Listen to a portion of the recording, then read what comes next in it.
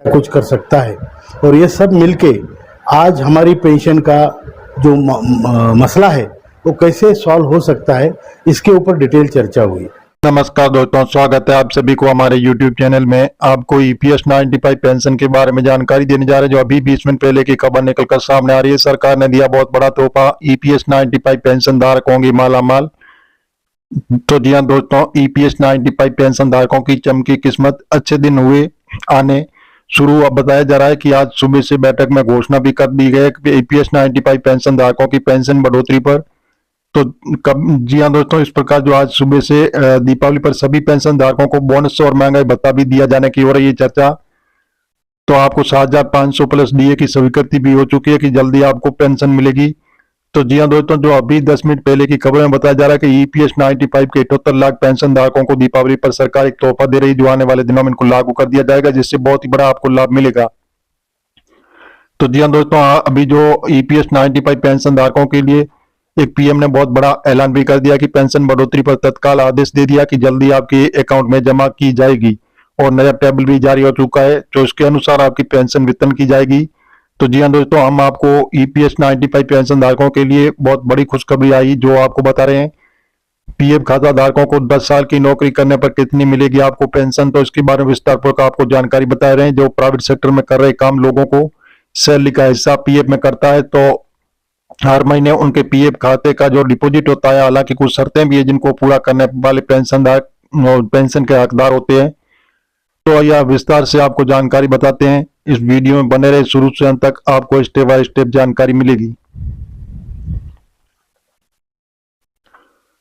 10 साल की नौकरी करने पर आपको कितनी पेंशन मिलेगी, तो जी हाँ दोस्तों, इस प्रकार इसके बारे में विस्तार से आपको संपूर्ण जानकारी बताएंगे। और ईपीएस 95 पेंशन बढ़ोतरी, जो आज से पेंशन बढ़ोतरी का प्रस्ताव पर हस्ताक्षर भी हो चुका है, और 7,500 प्लस डीए की स्वीकृति। दीपावली पर सभी पेंशन धारकों को बढ़ी हुई पेंशन मिलेगी। और पीएफ खाता धारकों को अगर 10 साल नौकरी कर ली तो आपको जान लीजिए कितनी पेंशन मिलेगी। तो इसके नियम के बारे में विस्तारपूर्वक आपको जानकारी बता रहे हैं। जो प्राइवेट सेक्टर में काम करने वाला लगभग हर व्यक्ति अपनी कमाई में कुछ न कुछ सेविंग जरूर करता है, तो ऐसी जगह इनको इन्वेस्ट करता है जहां उसे शानदार रिटर्न मिले, ताकि रिटायरमेंट के बाद उन्हें होने वाली आर्थिक परेशानियों का सामना न करना पड़े। इस लिहाज से पीएफ खाता एक अच्छा ऑप्शन है, जिसमें रिटर्न तो शानदार मिलता है, बल्कि आपकी पेंशन की भी टेंशन खत्म हो जाती है। तो जी हाँ दोस्तों, पीएफ खाता धारकों को ईपीएस 95 के तहत पेंशन का लाभ दिया जाता है, हालांकि इसके लिए कुछ शर्तें भी है। चलिए इसको जानते हैं पूरा प्रोसेस के बारे में। तो 10 साल की नौकरी तो पेंशन जैसे पक्की। और सबसे पहले पीएफ अकाउंट होल्डर्स को ये जान लेना चाहिए कि आखिर ईपीएस क्या होता है। अक्सर लोगों को ईपीएस को लेकर कंफ्यूज हो जाते हैं। ऐसे में आपको बताने जा रहे हैं कि ये पेंशन स्कीम है जो ईपीएफओ की ओर से मैनेज किया जाता है, और इस स्कीम के तहत मौजूदा और नए ईपीएफ मेंबर्स भी शामिल होते हैं। इस स्कीम का लाभ उठाने के लिए केवल एकमात्र शर्त है, जिसे कर्मचारी को पूरा करना जरूरी होता है।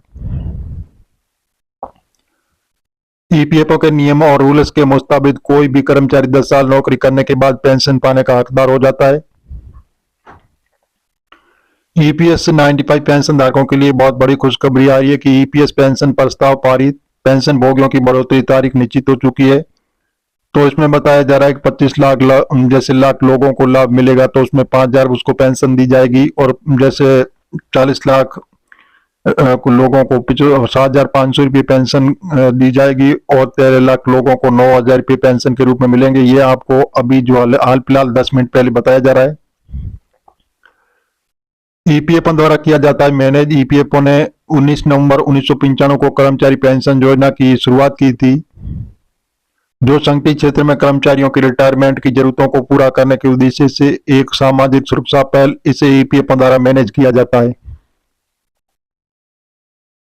और ये योजना 58 वर्ष की आयु तक पहुंचने वाले पात्र कर्मचारियों को पेंशन लाभ की गारंटी देता है। नियमों को देखें तो 9 साल 6 महीने की सर्विस को भी 10 साल के बराबर काउंट किया जाता है, लेकिन अगर नौकरी वक्त 9 साल से कम है तो फिर उसे 9 साल भी गिना जाएगा। ऐसी स्थिति में कर्मचारी पेंशन अकाउंट में जमा राशि को रिटायरमेंट की उम्र से पहले भी निकाल सकते हैं।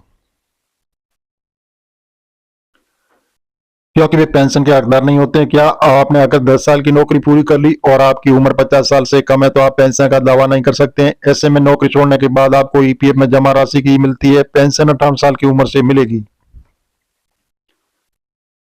तो जी हाँ दोस्तों, इस प्रकार जो ईपीएस 95 पेंशन धारकों के लिए बहुत बड़ी खुशखबरी आ रही है। बताया जा रहा है कई लंबे वक्त से जो मांग कर रहे हैं ईपीएस 95 पेंशन धारक, वो मांग अब जल्दी पूरी होगी। सरकार इस पर एक बहुत बड़ा कदम उठा रही, जो आने वाले दिनों में इनको लागू कर दिया जाएगा, जिससे पेंशन धारकों को बहुत बड़ा लाभ मिलेगा।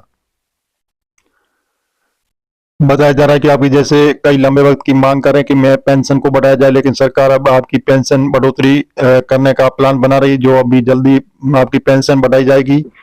और बताया जा रहा है कि जैसे पेंशन धारक पहले अपने अकाउंट से इमरजेंसी में किसी भी काम के लिए केवल 50,000 रुपये निकाल सकते थे, लेकिन सरकार ने अब इसको बढ़ाकर 1 लाख रुपये कर दिया। अब किसी भी एनी टाइम आप इमरजेंसी में अपने अकाउंट से 1 लाख रुपये की एक साथ निकासी कर सकते हैं। और साथ में बताया जा रहा है कि स्वास्थ्य देखभाल के लिए मेडिकल सुविधाएं भी सरकार उपलब्ध करा रही है, वो भी मुफ्त में आपको, और हायर पेंशन का भी लाभ दिया जाएगा। जैसे बताया जा रहा है कि 10 साल नौकरी करने के बाद ही पेंशन आपकी पक्की हो जाती है। तो अब सवाल उठता है कि अगर कर्मचारी ने 5-5 साल के लिए 2 अलग स्थानों पर काम किया, फिर क्या होगा। ये दोनों नौकरी के बीच 2 साल का गैप था, तो क्या वो कर्मचारी पेंशन का हकदार होगा या नहीं होगा। इसके बारे में नियम देखें तो जॉब में गैप के बावजूद पूरी नौकरी को जोड़कर 10 साल का टेन्योर पूरा करने में भी पेंशन का लाभ मिलता है। लेकिन यहाँ जरूरी है कि हर नौकरी में कर्मचारी अपना यूएन नंबर न बदलें, पुराना यूएन नंबर ही जारी रखना होगा। यानी कुल 10 साल का टेन्योर सिंगल यूएन का पूरा होना चाहिए, क्योंकि अगर नौकरी बदलने से बाद भी यूएन एक ही रहता है और पीएफ खाते में पीएफ अकाउंट में जमा पूरा पैसा उसी यूएन में दिखेगा। पीएफ कटौती की कैलकुलेशन जैसे कोई प्राइवेट सेक्टर में काम करने वाले लोगों को एक बड़ा हिस्सा पीएफ के तौर पर करता है, तो हर महीने कर्मचारी पीएफ अकाउंट में डिपॉजिट हो जाता है। तो अगर 10 साल तक प्राइवेट नौकरी कर लेते हैं तो पेंशन लेने के लिए हकदार हो जाते हैं। तो नियमों के मुताबिक कर्मचारी की बेसिक सैलरी प्लस डीए का 12% हिस्सा हर महीने पीएफ अकाउंट में जमा होता है, जिसमें कर्मचारी का पूरा हिस्सा ईपीएफ में जाता है, जबकि नियोक्ता का 8.33% हिस्सा कर्मचारी पेंशन जो है ईपीएस में जाता है और 3.67% हर महीने ईपीएफ योगदान हो जाता है। तो जी हाँ दोस्तों, ईपीएस के तहत इतनी तरह की पेंशन भी मिलती है। ईपीएस 95 पेंशन जो है ना, जैसे पेंशन भोगियों के परिवार सदस्यों को सहायता प्रदान करने के लिए कई तरह की पेंशन देती है। इसमें विधवा पेंशन, बाल पेंशन और अनाथ के लिए पेंशन शामिल है। किसी कर्मचारी की अगर मृत्यु होने पर यदि विधवा पति पत्नी दूसरी शादी करती है तो पेंशन लाभ बच्चों को भी दिया जाने लगता है। तो जी हाँ दोस्तों, हम मीडिया आधारित आपको बता रहे हैं, सरकार से अभी हाल फिलहाल ऐसी घोषणा नहीं हुई है। आप सरकारी ऑफिशियल वेबसाइट पर जाकर अपनी जानकारी ले सकते हैं और मिलेंगे नई जानकारी के साथ। नए और पहली बार तो चैनल को सब्सक्राइब जरूर कर लीजिए, ताकि जो नई जानकारी होगी वो सबसे पहले आपको मिलती रहेगी।